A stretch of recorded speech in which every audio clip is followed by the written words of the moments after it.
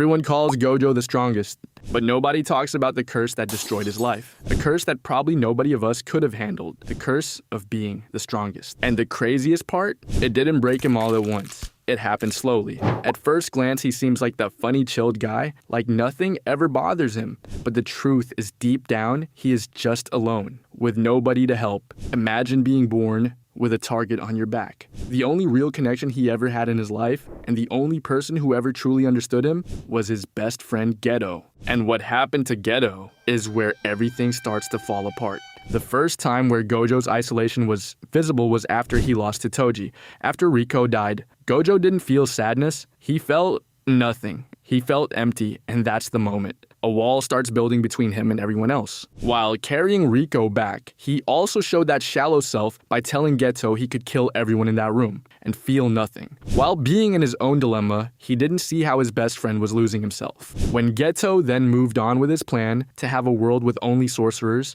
Gojo also lost the only person who ever understood him, his best friend and brother, Suguru Geto. What an irony, the strongest, who couldn't even save his best friend? The crazy and funny thing here is Gojo didn't become alone by setting himself apart, but rather everybody treated him as something untouchable. He didn't make the decision, it was the perception that was built from the people that he had to live with. There is also a scene that nobody has understood at its fullest, that showed his real feelings. It was when he trained Megumi. He told Megumi, "The moment when you die, you are always alone." He stated that not only as a fact, but rather than his philosophy he adopted. Think about that for a second. He may have not even realized it, but his mindset was already shifted. Nobody considered Gojo for what he was in the first place, a human being. Only because you are strong doesn't mean you don't have feelings. Gojo hated the system that was in charge and wanted to change it for the coming generations. And then, Shibuya happened, where Gojo was sealed away. The balance of the world which was held by him collapsed. All sorcerers wanted to free him, but not because they lost a friend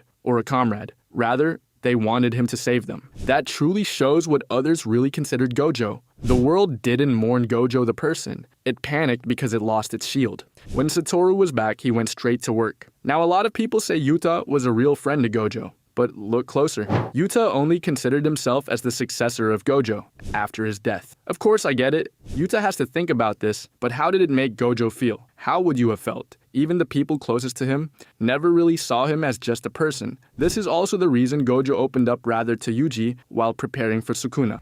Maybe for the first time, someone actually listens to him. Someone who makes him feel a human. While going to face Sukuna, you could see how emotionless and empty Gojo was. He knew nobody really cared for him. Rather, they cared for the outcome. Everyone only cares about themselves and lets Gojo carry the burden all alone. When he faces Sukuna, for the first time, he could go all out. And that's why he talked to Geto so calmed in the afterlife scene. So what does this character of Satoru Gojo teach us? It doesn't matter how strong you are or are perceived. You will always need other people in your life, people that care for you. Nobody can go through life alone. We are all humans, we need each other. Make the phone call, reach out to someone you haven't heard of in a long time. Who knows which battles are being fought? I hope you see that Gojo wasn't just a shallow character, but rather somebody who nobody understood. Till next time, take care of yourselves. And if this resonated with you, share it with someone who needs to hear it.